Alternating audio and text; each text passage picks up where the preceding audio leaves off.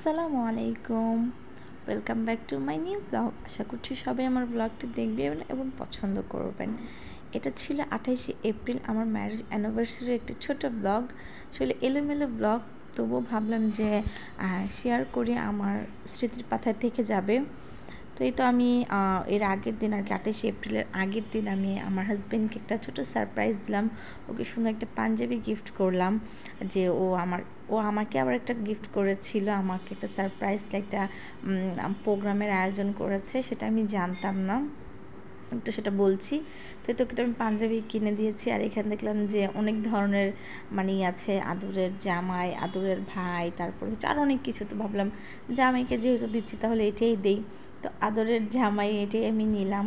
তারপরে হচ্ছে এখানে সেই কাঙ্ক্ষিত দিনটি চলে আসছে। তো ওইটা হচ্ছে ভাইয়া ওরা সবাই মিলে ডেকোরেশন করেছে। আসলে এই প্রোগ্রামটা টোটালি আমার জন্য একটা সারপ্রাইজ ছিল।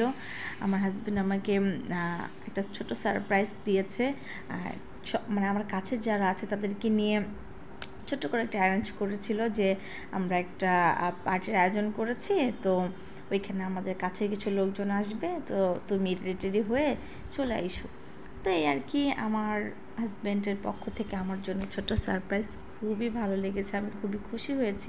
আমার একটা খুব ইচ্ছা ছিল এরকম একটা সারপ্রাইজে, তো ওকে আমি সবসময় বলতাম, তো বলতো যে ঠিক আছে ঠিক আছে এরকম বলতো।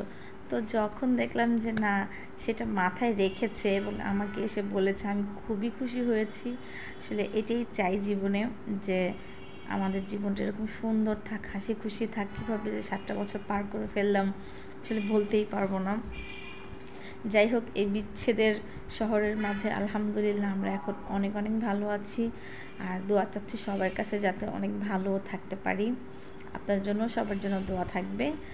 তো আমরা রেডি হয়ে সবাইকে নিয়ে ছোটো করে একটা কেক কাটিং করলাম, করে দেন এখন সবাই এখানে খাওয়া দাওয়া করছে। সময়টা অল্প হলেও খুবই ভালো ছিল, ভালো লেগেছে। যাদেরকে বলেছি আমার হাজব্যান্ড আলহামদুলিল্লাহ সবাই এসেছে এবং সবাই খুব আন্তরিক ছিল, আমাদের সবাই হেল্প করেছে। সবচাইতে বেশি ধন্যবাদ জানাচ্ছি রতন ভাইয়াকে। ভাইয়া না থাকলে হয়তো বা এত সুন্দর করে সব কিছু হতো না।